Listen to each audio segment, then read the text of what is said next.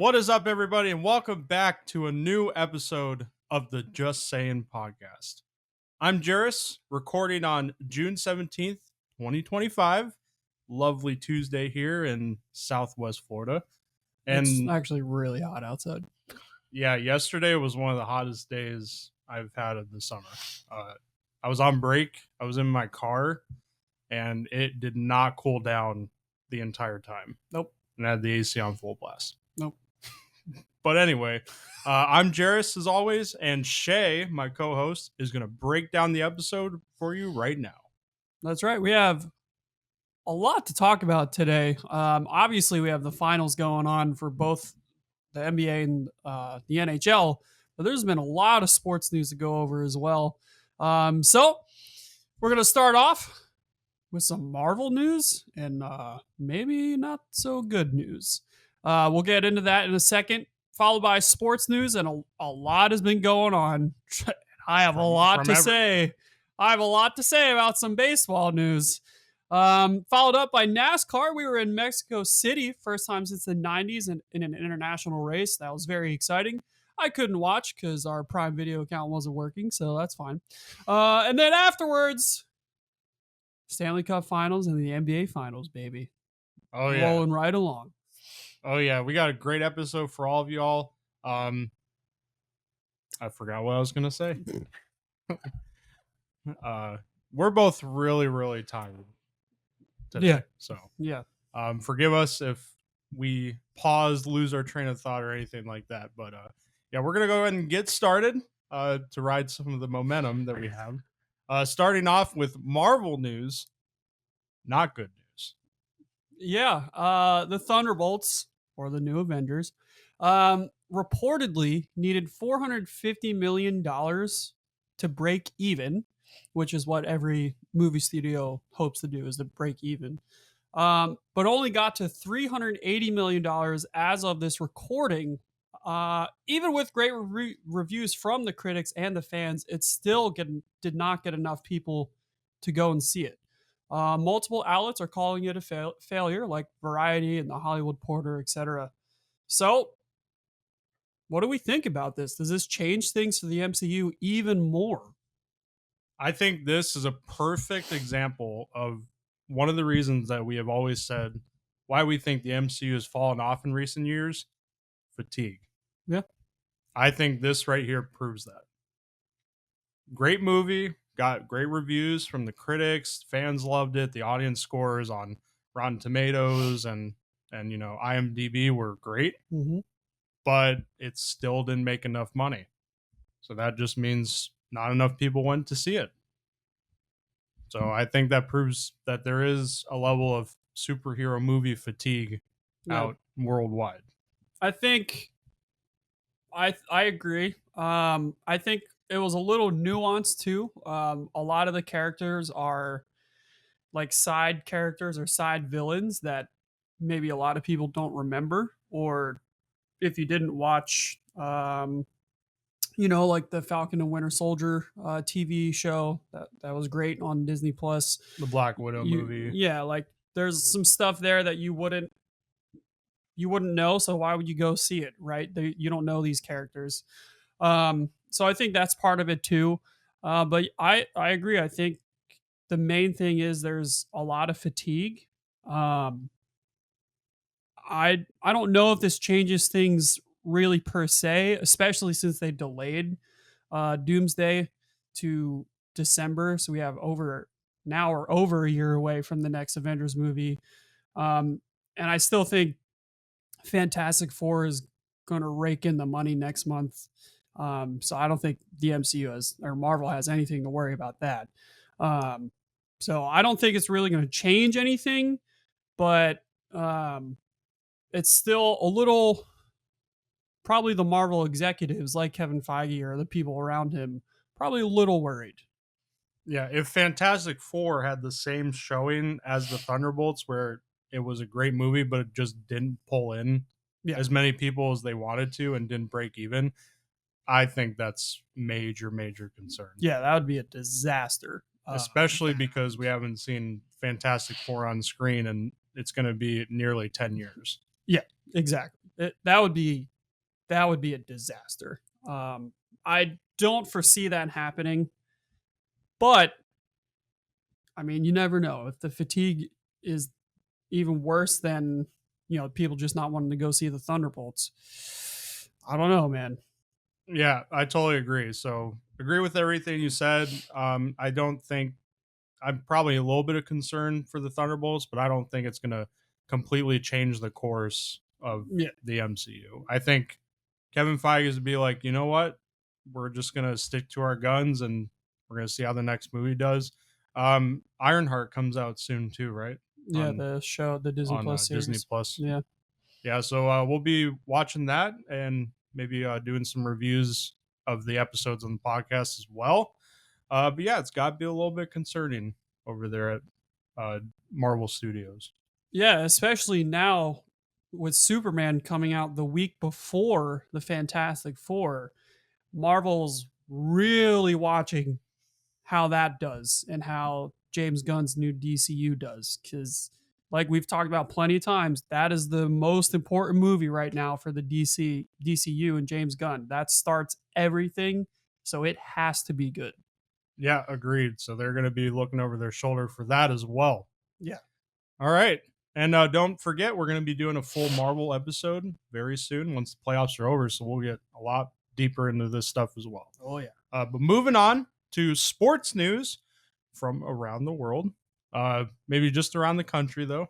This time just around the country. Yes. I got to make sure I differentiate between the two. But I'll let Shay lead off because his team, the Boston Red Sox in baseball, made a shocking blockbuster trade. Yeah. After winning 5 straight and sweeping the Yankees, just love to hear it. Sweeping the Yankees, and now we've won 5 of 6 against the Yankees this season, which it's great. Only a couple hours after that final game in Fenway, the Red Sox decide to trade away their biggest star, designated hitter Rafael Devers, to San Francisco Giants. He also homered in the game just a couple hours prior to him being traded. So, okay. He's only 2 years into his 10-year, $313.5 million contract. So, superstar contract, mega contract. The Giants do pick up the remainder of the total contract. So the Sox will not pay anything else. They will be saving, hundreds of millions of dollars. The Red Sox, in return, received left-handed starter Kyle Harrison, right-hander Jordan Hicks, and 2 prospects, one of which being in Double-A. Cool. And the other one being the Giants' first-round pick from last season, who is in high Single-A. So probably going to turn into nothing burgers. Maybe. We don't know. It's still, way too early. But yeah. Oh boy. What happened? Well, this is all stemming from the issues we've talked about prior, before the season started, when the Sox got Alex Bregman, landed him in free agency. They told Devers, hey, you suck at third base. So Bregman's going to be third base. We're just going to make you the DH.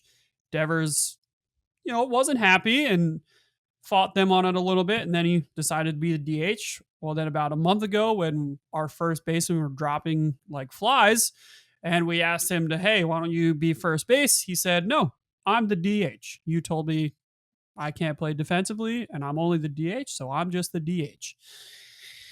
A bit of a diva. But we've talked about before, I kind of understand where he's coming from. But still, it's just not a good look. And reports are saying that he just didn't want to be in Boston anymore. So the Sox shipped him off. Yeah, they save a bunch of money, and maybe they can go land someone big at the deadline with the haul we got, or in free agency next year with all this money we're saving. But I am a little disappointed, especially because at the time we won 5 in a row. We've now won 6 in a row. Won 5 in a row. Devers has been hitting really well ever since his bad start to the year, and it's like, we're finally back above 500. We just swept the Yankees, and then you do this to all the fans. Um, it's it was pretty shocking. I was not expecting that at all, but here we are. It's sports. Shit happens, and you can't predict it. So I'm I'm upset that we didn't. I don't think we got enough for him. Left-handed starter Kyle Harrison. He's like a mid pitcher. He's not a superstar or an ace. Um, Reliever Jordan Hicks. He's a good reliever, but our bullpen needs the help, but I don't know. And then two prospects that aren't anything right now. Uh, I don't know. I'm pretty disappointed. Maybe it'll work out, but I'm pretty disappointed with this. Yeah, my thoughts. I think both sides handled the situation pretty poorly. I don't, I don't know exactly what was said in the offseason between the Red Sox and Devers, but if that was the case, I mean, yeah, he probably was pretty pissed off, and I think he had every right to be. Mm-hmm. And still, I think like if you have the injuries, you're making all this money. Like the team comes first Yeah, always. I agree. Like if you're asked to play first base, um, you know, I don't know if you thought like, oh well, I'm just a last resort because you guys, two or three of your depth is injured or what. Like I understand where he's coming from, but it's just like at the same time, I'm just like, just shut the fuck up and play baseball. Like Yeah, you I want to don't know. win, right? Like you want to help your Team team comes win. first. Like especially if you're making all that money. Like come on. Like Yeah. I so I so think I for the get it. locker room it's good, especially that toxicity leaving the organization, but now we like are missing we have a big hole in the lineup. We don't have a power bat right now. Exactly. Roman Anthony just hit his first home run the other night. Congratulations to him. And he can be a power bat, but he's a rookie, so you can't expect that from him right now. Exactly. And at the deadline, is there going to be a Vladimir available? Is there going to be a Soto available? Yeah, Probably not. probably not. So this tells me one of two things.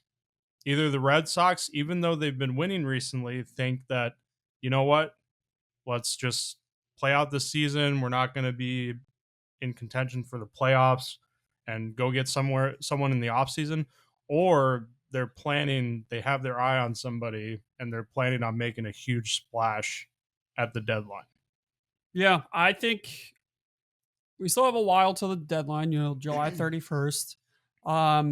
There's a lot that can happen right now. I think it's a little too early to say what they're thinking, but if we keep winning and we get a good jump above 500 and we get within 2 to 4 games of, the Yankees or the Rays now who have been on fire still, I could see us trying to make big moves at the trade deadline to be like, hey, we got a team here. Let's go.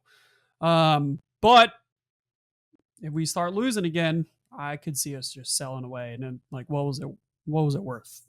Why? It's a little too early for me to say right now, but Yeah, as of right now, in my opinion, this looks like a disaster. Yeah. Like, just with everything that's going on. But we'll see. We'll see if the Red Sox continue to win. We'll see if, Devers continues to have success in San Francisco. Also, we play the Giants in 4 days. So yeah. in San Francisco. That's pretty funny. But yeah, we'll see what happens. We'll see how this trade works out for both sides and, see what the Red Sox do. But yeah, they do have a gaping hole that they need to fill now. Yeah. And it's not going to be easy. No, not at all. All right, moving on. As forementioned, the Roman Empire is starting to rise. He hit his first home run yesterday in a 2-0 win against Seattle. So congratulations to Roman Anthony on your first major league home run. Huge Very congratulations. Nice. Also, a first for this season, Shohei Ohtani returns to the mound for the Dodgers in a 6-3 win against the Padres. Yeah, not what I was expecting though. Not how it happened. Just a little brief First inning. That's it. Yeah. Now it has been 21 months. Yeah. Since he's been a starter, coming off of the major Tommy John surgery. 28 pitches he threw with 16 strikes, capped out at a 100.2 mile per hour fastball. So that's a good sign. Yep, his arm's there. So if everything goes right, the Dodgers said their plan is to start Ohtani once a week and have him in the rotation. And they desperately need the help. Their rotation is the most injured in all of baseball. So yeah, absolutely decimated. So glad to see Ohtani back on the mound, and it's Ohtani. I have any doubt, as long as there's not any major issues, that he'll be right back to pitching 5-6 innings a game. Yeah, I agree. Moving on, the Colorado Rockies. Hell yeah. They've accomplished something that we thought the White Sox were the worst last year. Well, the Rockies are like, hold my beer. The Rockies have the worst 70 game mark since 1899. Think about this for a second. How long has baseball been around as a sport? Long time. It's the oldest sport in the U.S. And you set a record that has not been achieved since 2 centuries ago. 2 centuries, yep. Yeah, since 1899, with a 13-57 record. Now, give them credit, they did win the next day. So they were 14-57. So fans can finally get that Wingstop promotion.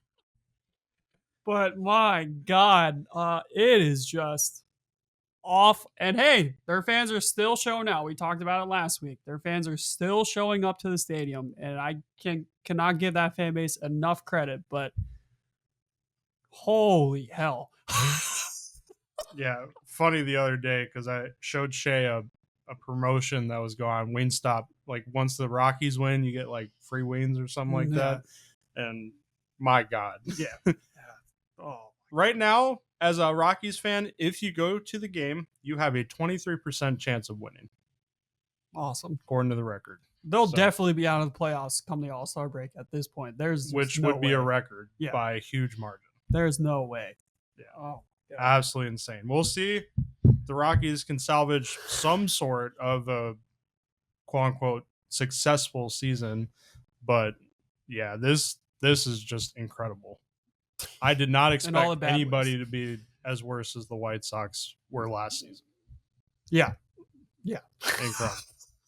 Moving on, per ESPN's Shams Charania, which I looked it up.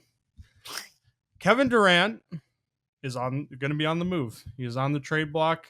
Spent the last couple of seasons with the Phoenix Suns. They obviously missed the playoffs this past season. Has just not quite worked out for him. He is on the move, in talks with his agent on finding the best fit for a destination.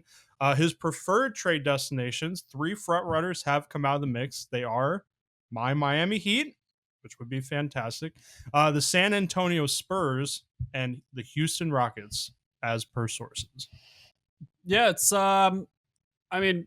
it's not that surprising. KD, he's still one of the best top 5 in the league for sure.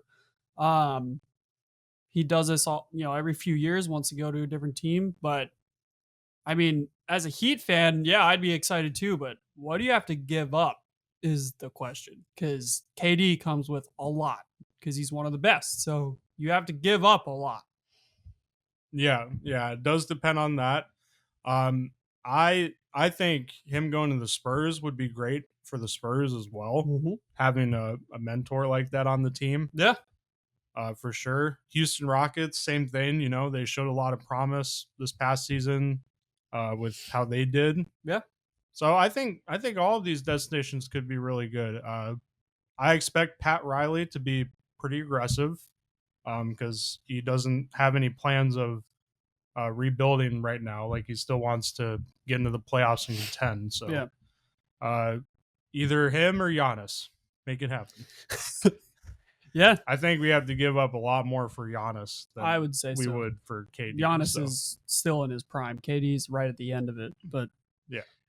The other big thing that happened in the NBA, thanks to ESPN, a blockbuster trade. The Grizzlies. Big trade. Oh yeah, the Grizzlies traded Desmond Bain to the Magic for Contavious Caldwell Pope, Cole Anthony, 4 unprotected first round picks, and 1 first round pick swap, per sources telling ESPN. This is huge. The Magic, they swung for the fences, and they're saying, hey, next year it's our year. This is what it's telling me and a lot of other people. Desmond Bain, the right hand man to John Morant, and yeah, I mean I'd say both teams really made out very well with this trade. The Grizzlies getting a lot in return for Desmond Bain, and then the Magic getting a huge player that could propel them to at least the Eastern Conference Final next year for sure. So this was a big trade and A plus on both sides, I think. Yeah, I agree. For the Grizzlies, they had a very tumultuous season. Still ended up making the playoffs, but lost in the first round. Yeah. Right. So, with all those first round picks, they can really, boost up their core with other players. So, maybe not be in contention the next couple years, maybe just be a fringe playoff team. But once they use those picks, then they could really start making some noise. Yeah. And for the Magic, they're like, hey, we got some really good here. We're going to make a big bet and double down on our core and say, we believe in everybody. So yeah, I think great move for both sides. I agree. Yeah, for sure. All right, moving on. The MCWS, the Men's College World Series. We're talking about college sports today as well. Gage Wood, pitcher for Arkansas, pitches the third no-hitter in MCWS history as Arkansas beats Murray State 3-0. The first in 65 years, and he was actually on pace for a perfect game until the 8th when a pitch hit one of the players' feet and they had to walk. Yeah. 119 pitches, 19 strikeouts. And actually, no pitcher in the MLB has ever had more than 17 strikeouts in an MLB no-hitter. Yeah. So fantastic work by Gage Wood. Absolute masterclass by Gage Wood here. You don't ever see anything like this. So perfect, even though it wasn't technically a perfect game, he was perfect. Come on, this doesn't happen. So huge shout out to Gage Wood and congratulations to the Arkansas team because holy shit, that was amazing. Yeah, historic performance. Incredible. Finally, with the NCAA still in college, a federal judge in California approves a deal that would allow NCAA schools to directly share revenue with student athletes. So this does change the NIL landscape. Now the schools can directly pay the athletes instead of athletes getting deals from, companies and people and stuff like that. So this changes a lot. This could calm the transfer portal down, maybe. That's what some people are hoping. I don't personally see it, but maybe. But also, it could bring some. They think that because it could bring some loyalty to the schools. Hey, we'll give you a contract with this much money to stay here. So I think it's a good thing. But like we've talked a few weeks ago, or maybe a month ago, I would still like to see some changes to the transfer portal in general. Yeah, just so schools that have a good players can maybe keep them for a certain amount of time. Yeah, exactly.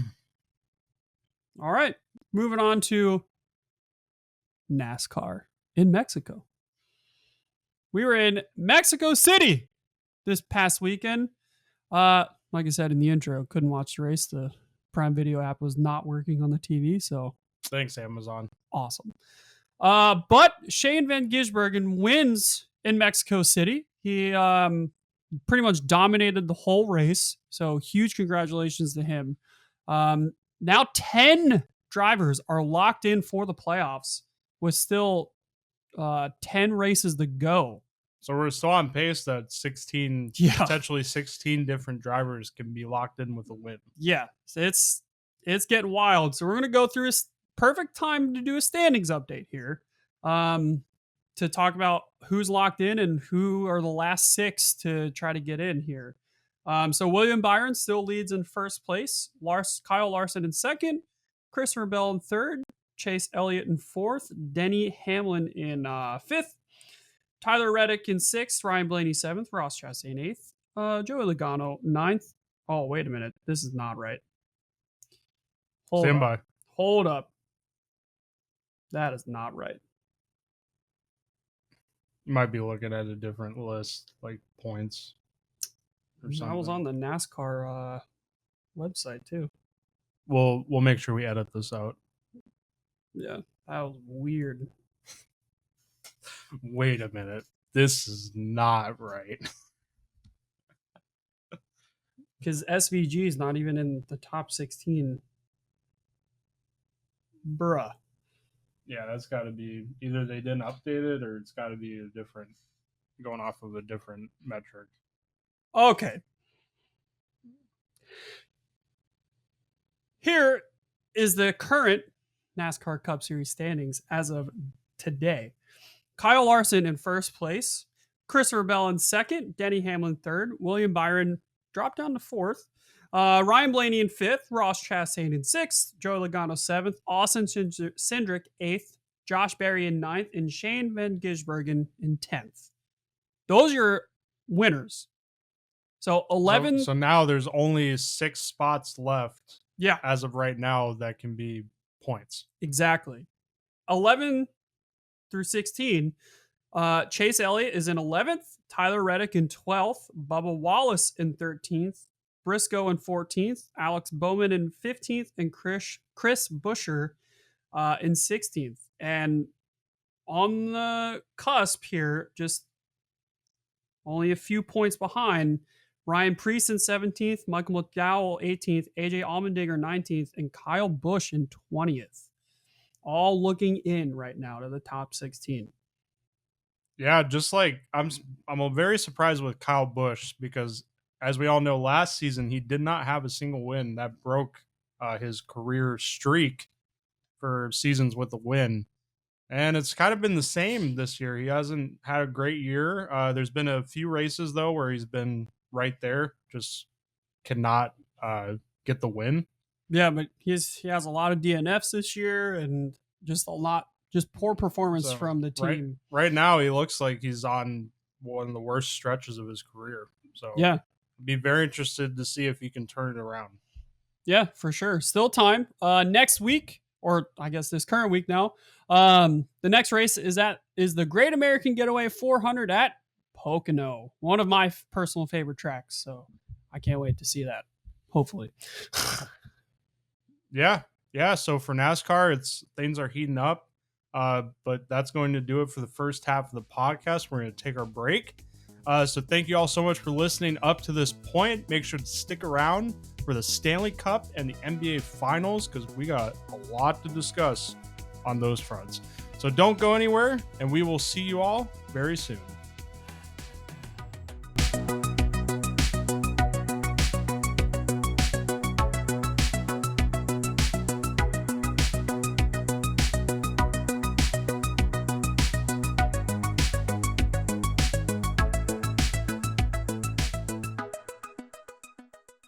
All right, everyone, and welcome back from that very brief little break. We're going to go right into the association. The NBA Finals are continuing on, and might I say, both finals here, the Stanley Cup and the NBA Finals, have been fantastic. Very, very good. So we're going to start off with Game 3 of the NBA Finals. Well, another team effort by Indiana as they won 116-107, led by Benedict Mathurin, who had 27 points off the bench. Sheesh. Pascal Siakam and Tyrese Halliburton with 20-plus points. Halliburton went 22, 11, and 9. Thunder were led by Jalen Williams with 26. SGA had 24, and Holmgren had 20. Another very close game. OKC did have the early jump, but the Pacers took the lead, the first lead, with 8:18 left in the second. Indiana then maintained the lead pretty much the rest of the way to take the 2-1 series lead. Halliburton's dad was back in the building. Yeah, that's right. Halburn that close to a triple double Yep. in the finals. Really great game by all players on the Pacers side. For OKC, it was another come from behind loss by the Pacers. So going into game four with another game for the Pacers at home, OKC had to bounce back, or otherwise they were going to be down 3-1 in the final. Yeah, exactly. So game four, Pacers did have a fantastic game, and they played with the lead for almost the entire game. However, the MVP himself, SGA, comes up clutch as he gives the Thunder their first lead of the second half at 2 minutes and 21 seconds left in the fourth quarter. 15 total points in the fourth quarter as OKC steals game four, 111 to 104 to even the series 2 games apiece. Mm. SGA had 35 points on the night. Jalen Williams had 27, and Alex Caruso with 20 off the bench. Pacers' depth continues to shine, though, as 5 players had 10 plus points, led by Pascal Siakam with 20, Halburn with 18, and I think OJ Toppin, at 17. Yeah, I love to see right now both. This isn't a finals where one guy on each team is just, or two guys on each team are just taking it all, and they're in the limelight. It's a team effort on both sides. Yeah, Halliburton and SGA are, leading the charge here, but both teams, everybody is showing up and, playing hard, playing very well, uh, to try to win the Larry O'Brien trophy. And I love to see it. I think it's great. Yeah, and when the top guys aren't having a good night, you're seeing the guys off the bench step up and have great games. Yeah, So exactly. it really has been a matter of depth, I think, for these teams. I think depth has made a huge difference Yeah, for sure. in this series so far. Exactly. So then leading into game five, which just took place the other night, the Pacers were playing from behind again as they were down 59-45 after the first half. They could not close the gap as OKC did win at home 120-109 and takes the 3-2 series lead. Williams had a career high of 40 points in the playoffs for the Thunder and combined with SGA, who had 31, for 71 points. The Pacers again had 5 players with 10 plus points, including 30 combined for McConnell and Toppin off the bench. Siakam led with 28, but Tyrese Halliburton only put up 4 points as he did play through a leg injury, which I believe is a calf strain. So now the Pacers, they're in a must win for game 6 at home at the Cambridge Fieldhouse with the Larry O'Brien in the building. Yeah, so for the Pacers, their hope is that they're going to send that trophy right back to OKC for game 7. Uh, the concern, I think, for the Pacers, at least in my opinion, has always been like you can't rely on those comebacks night in and night out. I think eventually those opportunities will evaporate. And for the Pacers, they just have to find what they did in game 4, get the lead, run with it. Even if it's close, just make sure to keep playing their game. They've been really good at home, so I do expect them to win game 6 and force a game 7, which was my prediction, was Pacers in 7. Mm-hmm. But for OKC, just Williams, man, just went off, had such a great game. And SGA continues to put up insane numbers in the finals as well. And still, their guys off the bench, Holmgren at center and Caruso, still continue to put up points. So it's been a super close series. And honestly, like we said last episode, I don't think either team needs to change anything. Nope. The only thing for the Pacers is that eyes are going to be on Halliburton with that injury. That if he is not near 100% for Game 6 with this rest day in between, that's going to be a huge blow to the lineup. Yeah, I agree. Even though the team around him is playing great too, and they could probably pick up the slack, Tyrese Halliburton's production um, to fill that hole is going to be very, very difficult against this OKC team, who, I mean, they're going to be doing everything they can to, make the Pacers fans get heartbroken. So, for Game 6, so Tyrese is probably going to be the the thing that matters the most here going into Game 6. Yeah, and I think even for OKC, like they have the lead, they know they're going to be away, but they want to close it out. They want to finish this thing Yeah, in don't 6. settle You back don't want saying to you go want to. back to Yeah, a home game 7 because then the pressure shifts. yeah, So I think OKC understands that the Pacers are a very worthy opponent to be in the finals, and they're going to want to finish this in Game 6. yeah. Agreed. All right, my favorite, the Stanley Cup Final. National Hockey League. What a great final this has been as well. When I started watching sports back in 2019, personally, this has been the best final I have ever seen. So Okay. starting off where we left off last week, the Oilers got their shit wrecked. Yep. 6-1 loss in Sunrise. So they had to bounce back. They were in a lot of trouble. Yeah. So going into Game 4, Florida has the early jump. Skinner makes some great saves. He was in the net for this game. Florida, though, on a 5-on-3, as penalties continue to be an issue for Edmonton, and that is just too much time. You cannot give a 5-on-3 to Florida. Matthew Tkachuk, with his first of the series, scores after a faceoff win by Barkov. He rips it from the slot. Edmonton kills the 5-on-4, but Florida then goes back to the power play shortly after. And Matthew Tkachuk with his second of the game as he buries a loose puck from the side of the net. Less than a minute left in the first, Troy Stetcher gets out-muscled by Florida's Carter Verhaeghe, and a pass from behind the net, and Lundell buries it from the slot. Shot 17-7 Florida, and Edmonton's down 3-0 after the first. Yeah, I think you were telling me at this point you were like, "Yeah, I think it's over." Yeah. Florida, and I'll explain why I thought that. Because teams that that had a 3-goal lead after the first and Stanley Cup final games were 26-0. Yeah. Not only that, the Florida Panthers under Paul Maurice, when having a lead after 2 periods in the playoffs, were 31-0. Yeah, it's pretty good. If you were the Oilers, this is not the way you wanted to start this game. Nope. At all. This was probably the worst case scenario that they could have been in. Oh, yeah. So we'll get into it. So to start the second, Calvin Pickard is in the net. Skinner is out.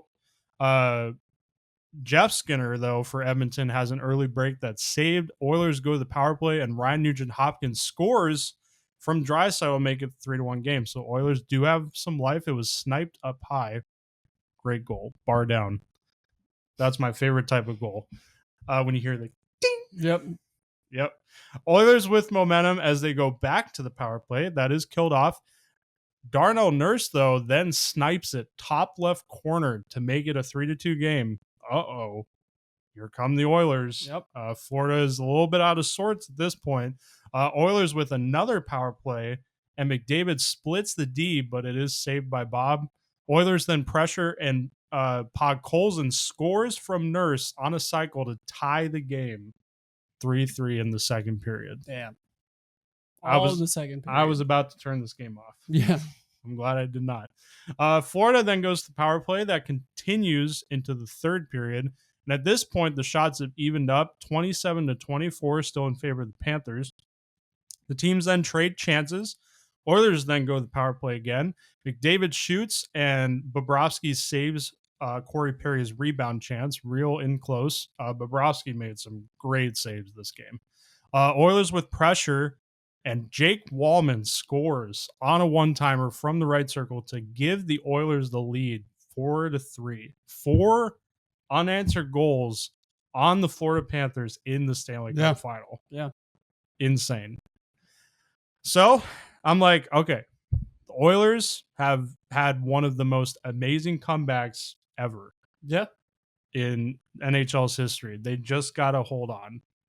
The Panthers pull the goalie, the Oilers with a couple clears, but then Sam Reinhart buries it from a sharp angle to tie the game at 4-piece. And I'm like, oh no.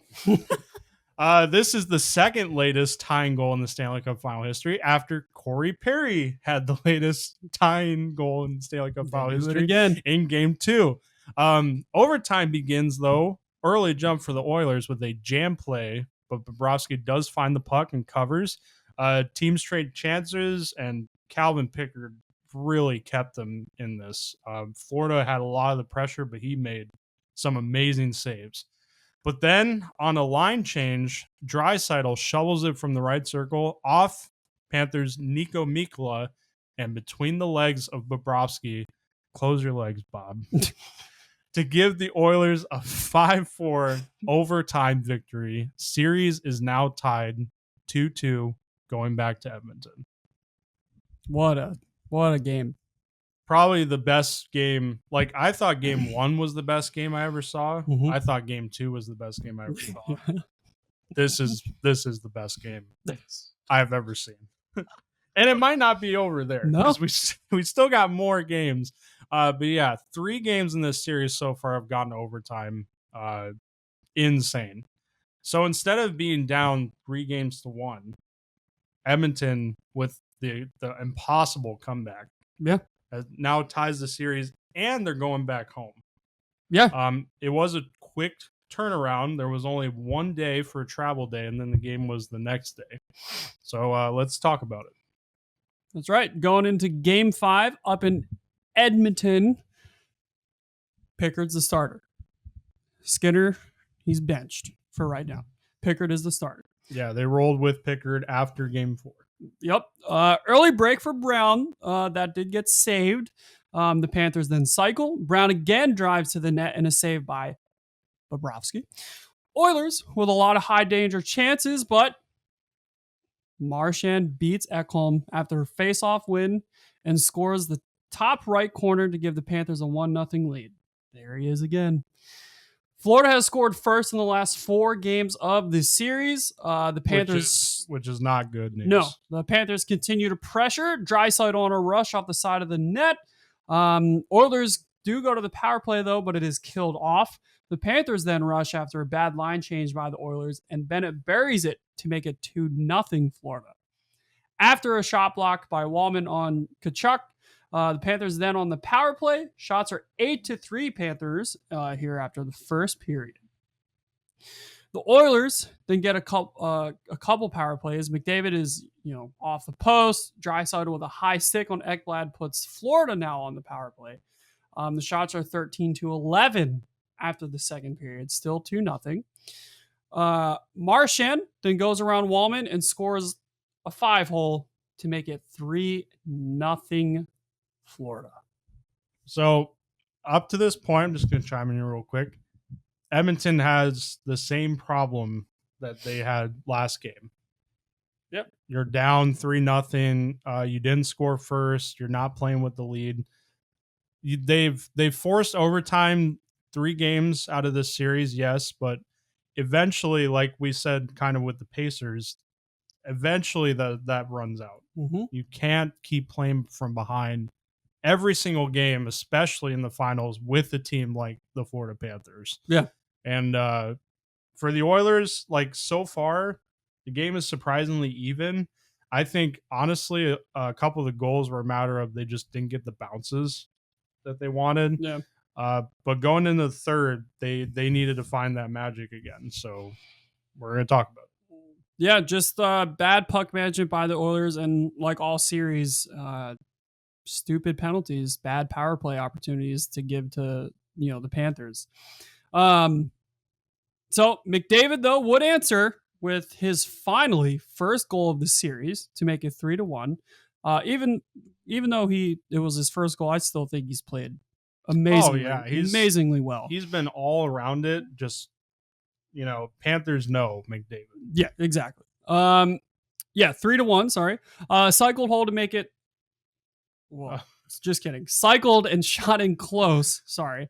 Reinhardt then scores soon after to make it 4-1 Florida. Barkov wins the battle behind the net and passes buried in the slot. Pickard pulled with 3:23 left as the Oilers are in desperation mode. Corey Perry then scores from up high past the screen to make it 4-2 Oilers. Just so many chances for the Oilers that just did not find the back of the net. Yeah. Listerine. No. Lusterinen, right? Lusterinen. Listerine. Then silences the crowd with an empty net goal. Lods it from afar to win the game 5-2. Now Florida puts the Oilers on the brink with a 3-2 series lead going back to sunrise. The cup will be in the building. The Oilers have been outscored by 7 goals in first periods this series. Need to start on time and play with a lead and just no more penalties or limit the penalty chances for Florida. Stop with the bad puck management. It's a little sloppy. Yeah, I think with this game, like I said before, I think the Oilers didn't play a bad game, but Panthers did get a couple bounces here and there. There were so many chances for the Oilers too, especially with that extra attacker on. Yeah. I was thinking, man, they could tie it up again. They could find some of that magic, but just did not go their way tonight. But again, when you play from behind with the Panthers and then they're able to hold that lead, 3-goal lead, and just shut down the neutral zone, have that wall at their blue line, it's going to run out. Yeah. So for the next game, it's very critical. Obviously, with the Oilers season on the line, they need to score first. They need to play with the lead, and they need to stay out of the box. Yeah. Need to stay out of the box. That has been a problem for them all series. So the question is, can the Oilers dig deep for Game 6 today? Stuart Skinner is going to be the starter for Game 6, which I think is the right call. You know, you're our guy. Our season's on the line. We're putting our trust in you. We trust you. Yeah. So I think that was the right move. I got to talk a little bit about Brad Marchand, because at 37 years old, he has 6 goals in 5 games in the Stanley Cup final. Panthers only gave up a first-round pick for him. That was actually a conditional pick. If the conditions weren't met, would have been a second-round pick, but now it's a first-round pick in 2027. He might be one of the best trade deadline pickups we've ever seen. Yeah, especially with the way he's playing. And he's on the third line. Yeah. When Marchand's on your third line and he's playing like that, that's unfair. Yeah, I agree. Is Marchand the front runner for the Conn Smythe? I think he is. I think Draisaitl's in second, but he has to be the front runner right now. He has to. Yeah, if Florida wins the Cup, I think you give it to Brad Marchand. Even though Bennett leads the playoff in goals and he's been so good on the road, it's not just like the goals with Marchand. Like, he's been all over the ice. He's been in the Panthers' heads. Game 3, he just crap talked and shit talked and got in their heads. Like, he's just been all over it. Yeah, I agree. I think the Oilers will dig deep though for Game 6. I think they're going to force a Game 7, and that is tonight too at 8:00. Yeah, Game 6 is tonight as of this recording. And then Game 6 of the NBA Finals is the next day. Yeah, at 8:30. Yeah, so I think they'll dig deep. They I agree with everything you said. They have to score first. They have to play with the lead and stay out of the box. I think if they do that, I think they'll win. Yeah, if they just had better puck management, if they had some of those bounces that went their way, I think they could have very well won this game. Yeah. But Florida was the better team. And for Game 6, it's a must-win for the Oilers. That's right. They are our last hope. In McJesus, we trust. Yes. And I want to say, too, real quick, like, even though, like you said, McDavid's only scored 1 goal in this series, I know he's probably getting a lot of criticism, but if you have watched the game, like, he's been everywhere. Just like last year. He's been creating chances. He's had chances, just has not a lot of puck luck. He back checks. He's on the penalty kill. He's on the power play.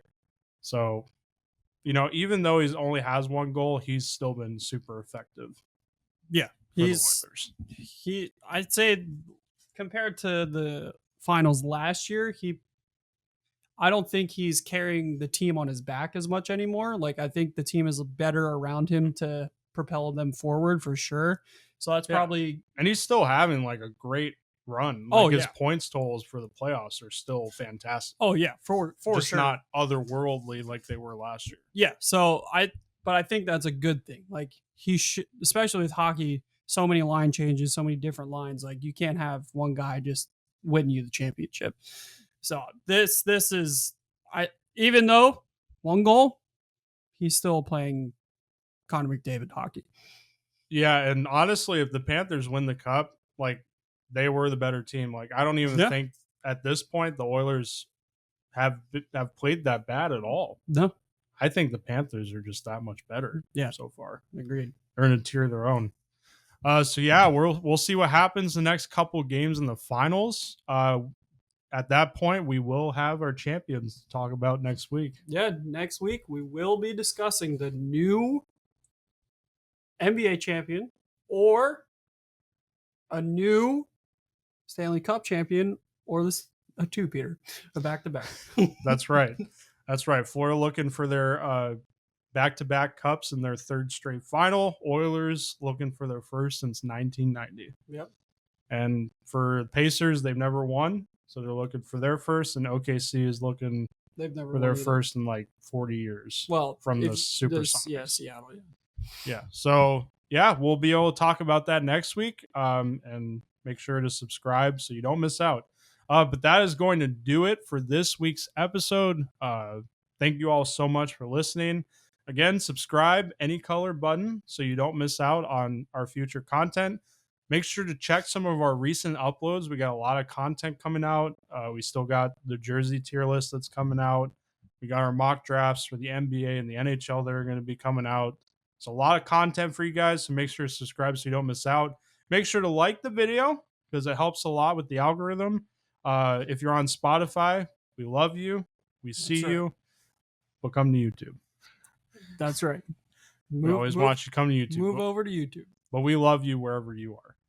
And don't forget to follow our socials too, where we also post content and updates. And yeah, that is going to do it. Yeah, we're going to go take a nap now. Yeah. All right. So again, thank you all so much for listening, and we will see you in the next one.